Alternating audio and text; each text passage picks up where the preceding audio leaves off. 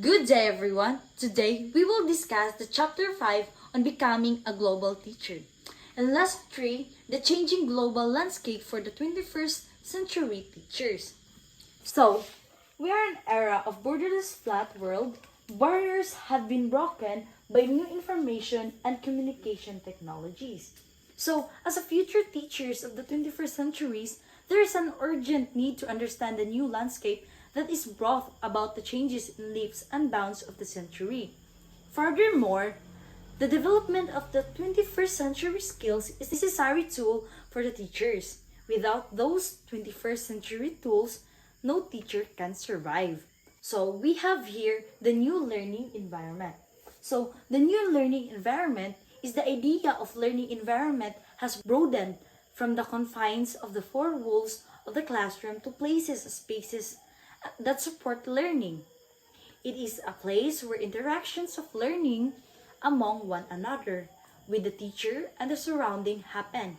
So the new learning environment is characterized by the following: learner-centered, new spaces and borderless, enhanced opportunity for creativity and innovations, and use of ICT. So the second one is the new learning contents. With the new learning environment and explosion of knowledge, content or subject matter of learning has been defined from the specific discipline or subject area. Subject matter or learning has the following characteristics. So, we have integrated and interdisciplinary, demand-driven, emphasis on learning tools on how to retrieve knowledge, balance of scientific, technological, cultural, global, and local concepts. So the next is the new process of learning and how this be facilitated. With an advancement in the study of the mind and cognition, various processes of learning evolved with human intervention of teachers and peers, as well as a non-human intervention of artificial intelligence or AI of robots. With these advancements, different processes of learning and the methods on facilitate this have evolved. These include the idea of multiple ways of learning which can be mediated by the following. Face-to-face. So the face-to-face is when learners and teachers are confined to the same learning space at the same time with teacher facilitating learning. So what we are happening now, the teacher and the students are present in a classroom. So the second one is the distance learning. So the distance learning is when teaching learning is mediated by the traditional or modules in print or modern technology. Without the physical presence of teacher in a virtual class, distance learning is what we had on pandemic. So the third one is blended modalities. So blended modalities is when teaching and learning is facilitated through face-to-face or distance learning, which enable to the teachers and learners to have both physical presence or physical absence in the teaching learning process. So blended learning is what we had on pandemic too. We had this face-to-face and distance learning. The fourth and the last one is experiential and lifelong. So experiential and lifelong, when the learners are immersed into a real-life situation such that learning becomes more authentic and meaningful. So now, we will discuss the type of learners.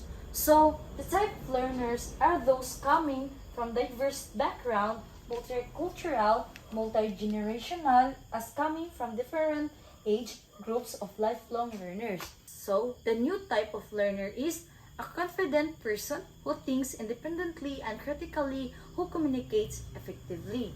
So the second one is self-directed and who questions, reflects, and takes responsibility of his and her own language. So number 3, a concerned citizen, informed about the world and local affairs, has a strong sense of civic responsibilities and participates actively in improving the lives of others. So the last one is a member of the new generation or pop culture and different ways of thinking responding.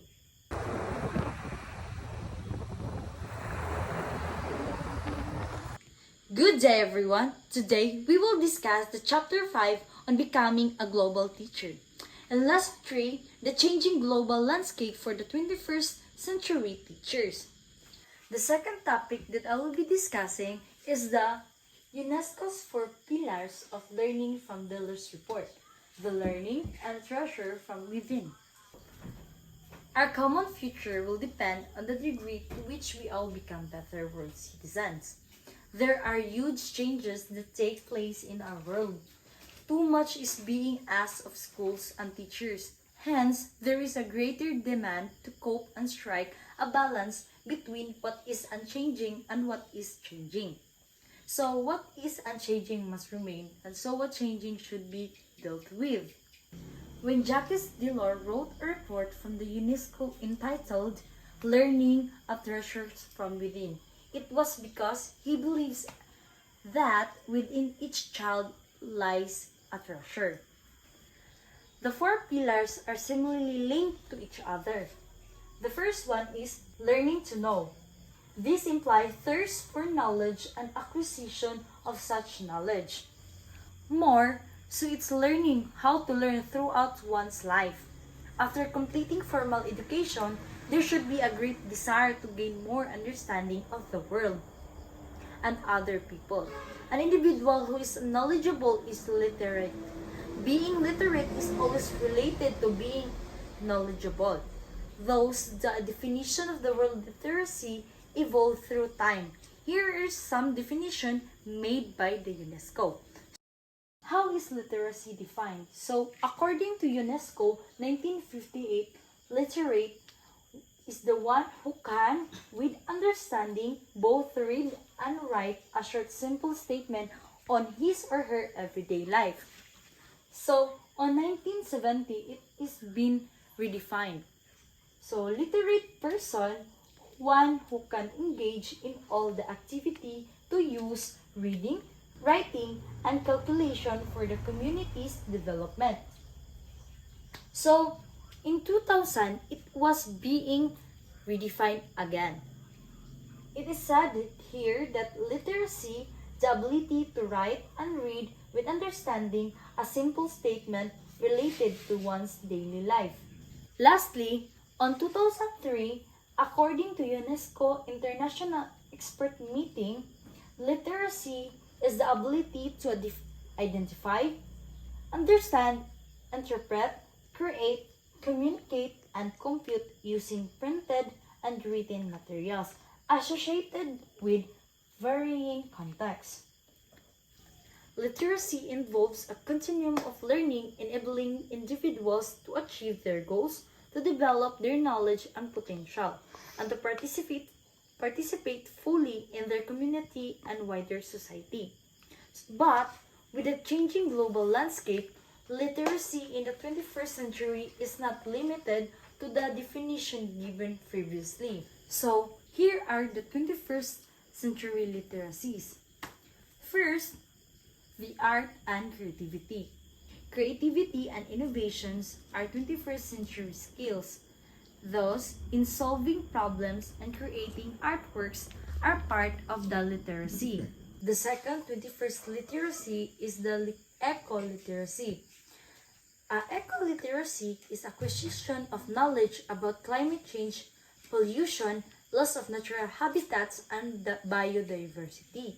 Solution on how these environmental problems could be addressed must be practiced.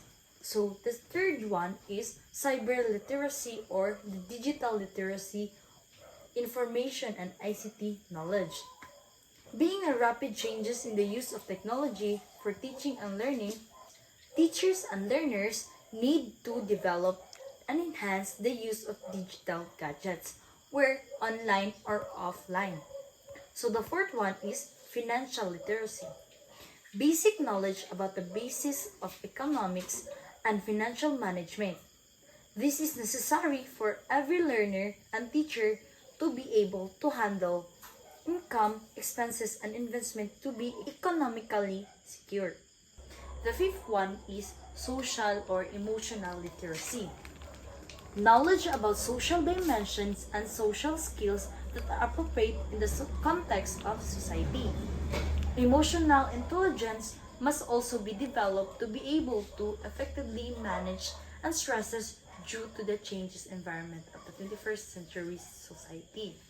The last one is globalization and multicultural literacy. If you respect multicultural diversity, aware the global trends, acknowledge differences and similarities, respect each other's dignity, then you are multicultural literate. So, the second pillars of the learning from Delos report is the learning to do. How can the knowledge and the methods be incorporated and enhanced towards the development of skills? To apply knowledge, one must have the 21st century skills. Qualification now is equated to skills and not to knowledge alone. Can the knowledge gained be translated to application? Learning by doing is a pragmatist views of life. Knowledge acquired is nothing unless applied in daily life. So the third one is learning to be. One of the most difficult things to do among the pillars is learning to be. It implies developing the potential of each individual. Continuing education must improve self-knowledge and self-esteem. What would you like to be? Answer to this question will require self-analysis, self-reflection, social skills, creativity, and personal discovery. At this point in time, have you decided that you should really become a teacher? Do you have now the skills that enable you to become one? So let us continue to the last pillars. Learning to live together. This refers to the relationships among people. It is bringing in together a community to work harmoniously, to live in peace and prosperity, and to show respect and concern from others. It also refers to interpersonal skills that will enable people to live side by side with others at home, in school, in the community, and the whole world. All the pillars are interrelated with each other as a basic principles. One pillar will not function if it stands alone. There is need to connect in order to address the 21st century's demands for teaching and learning. And that would be all. Thank you.